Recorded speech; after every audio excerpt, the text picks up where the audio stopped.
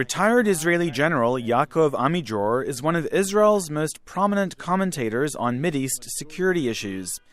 He previously served as National Security Advisor to Israel's conservative Prime Minister Benjamin Netanyahu. I traveled to Amidror's home in the central Israeli town of Ra'anana to find out what he thinks of how Israel and the U.S. are handling the regional security challenges that they face today. Yaakov Amidror, thank you so much for speaking to Voice of America's Persian service today. You are most welcome. What areas of potential disagreements do you see between the U.S. and Israeli administrations right now? I think that although the Americans' sentiment is very pro-Israeli, might be some arguments about details relating to the Palestinian American program. The second one is how far and how active we should be together containing Iran in the Middle East. And the third is that maybe the Americans might offer to be more open towards needs of Arab states, and Israel, because of its the issue of the Palestinians, is not ready to be as flexible as the American expect. But I think all that is about details, about the big picture of the Middle East and the threat of Iran and the need of the Palestinians to compromise. The Americans understand the needs of the State of Israel and are more than ready to build with Israel agreed future. On the subject of Iran, President Trump, as you know, recently set an ultimatum for various parties to make changes to the nuclear agreements. What do you think the Trump administration should do? Do you think it should either try to fix the deal or scrap it? I think that what Israel said in the past is true about today. Fix it or nix it. I mean, unilateral retreat of the Americans from the agreement is not good. What is better for the sake of Israel and the Middle East and containing Iran is to fix the agreement, to deal with the more in details with the missiles, the long-range missiles that the Iranians continue to produce and to test and use against Saudi Arabia, for example. The second one is how to improve the monitoring system, which is today is not sufficient. And third is how to be sure that at the end of the period, Iran is not back on the track towards having nuclear military capability. These are the three main areas. There are more details, of course, and more issues that should be dealt about, but these are the three core issues. What do you think are the chances that America's partners in Europe would agree to such changes, and also the likelihood that Iran itself would agree to such changes to the deal?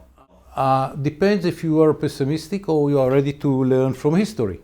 At the beginning, the Iranians said that they will not come to negotiate. And under the pressure of the sanctions, they came. The Europeans were not so eager to contain Iran at the beginning, but they learned about the seriousness of the United States of America and the alternative that we offered, military action, and they went with the Americans the whole way. Will the Americans will have the same ability to bring them back? I'm not totally pessimistic because I know that many Europeans understand the problems of the agreement. They don't feel well with the fact that the Iranians continue to enhance their long missiles capability.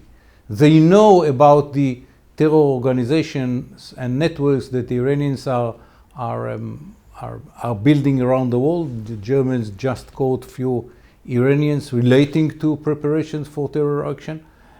So they might say, okay, we think it's very bad to change the agreement, but the circumstances, how the Iranians behave in Syria, in Yemen, in the Middle East as a whole, the fact that they are providing the Houthis missiles to target Saudi Arabia, and so on and so forth, might lead to the Europeans to understand that there is a need to contain Iran, and the way to contain Iran is by cooperating with the United States of America. What do you think about how the United States and Israel are dealing with these behaviors of Iran that they see as provocative? Do you see those measures as being effective, or do you think that U.S. and Israel should do more? I'm not going to give advice to the Americans. What I can say that Israel is doing a lot. More can be done, and we should take the tough decisions and to contain Iran. I know the other side argument that might lead to a war. We should take the risk. What risks do you think Israel faces if it goes down that kind of path? It's the Iranians use Hezbollah, which is an extension of Iran, long arm of Iran, with 120,000 rockets and missiles. It's a huge number, but I think that Israel should take the chance to contain Iran. Otherwise, we will find Iran stronger in Syria, in the Golan Heights, and we will have to face two fronts instead of one. If the risk is about a war with Hezbollah, I think that we should take the risk. What do you think about how Israel is preparing itself, defensively and even offensively for the potential of conflict and the potential of having missiles from Iran coming toward Israel? About the missiles, as you know, we have 3 layers of anti-missile systems. It's the first one is the longest one is Arrow 3 and 2. It's a combination between 2 systems, which is a joint venture with the Americans. The second one is David Sling, a very fast one, long range one, not as long as the Arrow 3. And the third one, which is the bread and butter of the system, is Iron Dome, which has a history of success.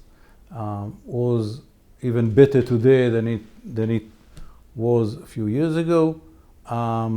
We have many interceptors, and this is something that we are preparing on the ground, protecting some facilities better than in the past, but mainly, and this is answering to your second question, mainly we prepare ourselves to make moves by the ground forces into Lebanon to destroy the ability to launch against Israel for all the launches south of a line which will be decided by the cabinet. Do you believe that there are any preparations also perhaps to take offensive action against Iran itself? This is something that we should consider when the exchange of fire will occur here, because at the end you are right. Logically, you should take care for the snake, not only with his poison, but with his whole command and control and brain. And the brain and the command and control of Hezbollah is sitting in Tehran, not in Beirut. What is your assessment of the recent protests that happened in Iran? How do you think that they have affected the strength and the legitimacy of the government there? I think that this time the success was very minimal, and they didn't succeed to hurt the legitimacy or the capabilities of this regime. But it was very significant because it is the first time new generation who was born after the revolution in Iran is calling for the killing or resignation of decision makers in Iran, because they understand the situation in Iran in which people do not have jobs and hope for the future, and the Republican Guards and Quds forces use millions of dollars to enhance its position either in Syria, in Lebanon, in Iraq, in Yemen. And many Iranians ask themselves, okay, what about us? Why should Iran will take care for the Alawites, which many people believe are not Muslims at all, to protect them instead of enhancing our way of life in Tehran. And factually they are right. Iran is wasting millions, hundreds of millions of dollars to make this war against the Sunnis in Syria, in Iraq, in Yemen, and in Lebanon, and they less care about the domestic issues in Iran, the needs of the Iranian people. And this gap between wasting a lot of money, Iranian money, on foreign countries instead of building more facilities and provide the need of the Iranian population, this is the problem which led to the situation in Iran. I am very pessimistic about the ability of this group to gain control of the system. This is a protest actions. The authorities are very strong, tough, and brutal to minimize the threat that they might emerge as a political force. So I'm very pessimistic about the ability of these people to change the system in Iran, although from my perspective, they are right. Well, the protesters in Iran did receive moral support from the Israeli leadership. Prime Minister Netanyahu did speak out in favor of those protests. But do you think Israel can or should do anything more in terms of the opposition movement in Iran? This is a very delicate question. We should not initiate regime change in any country. We should not interfere on the decision of the people who are living this country. The problem in Iran that it's a dictatorship, and technically there are elections, but everyone in Iran and outside Iran understand that this is a dictatorship led by Khamenei, and people will have to make a decision. Are they ready to sacrifice for that? I don't see Israel interfering in such an event. You also mentioned how Iran's activities around the region are upsetting its Arab neighbors, including Saudi Arabia. You, in fact, met with a former Saudi official a few years ago in the United States, Prince Turki Al Faisal, former intelligence chief. There have been some other meetings between former Israeli and Saudi officials in recent years. So how do you see these kinds of meetings changing the nature of the relationship between Israel and Saudi Arabia? You know, it's very delicate dance. Both sides want warmer relations, but we understand the limitations of the other side because the sentiment in the street is either pro-Palestinian or anti-Israeli or both. In a way, those regimes became trapped by their own propaganda for 70 years. For 70 years, they preached the people that the danger is Israel. And if only the friction between the Israelis and the Palestinians will be ended in an agreement, that would be much better for the Middle East and so on and so forth. Now everyone understands that all the problems of the Middle East, all of them, not even one, will be changed or easier to solve if we have an agreement with the Palestinians. It's very important agreement if that will happen. I don't see Abu Mazen is going to negotiate at all after his last speeches in which he said the ridiculous historical fakes as facts. But there is a gap between the leadership in those countries, which understand the need of better relations with Israel and how much Israel can help them to overcome their the crisis economically containing Iran, their need for technology and modernization and better agriculture and the everything that we can help. But they're afraid to do it because the sentiment of the street is anti. And there is a gap between the leadership and the people.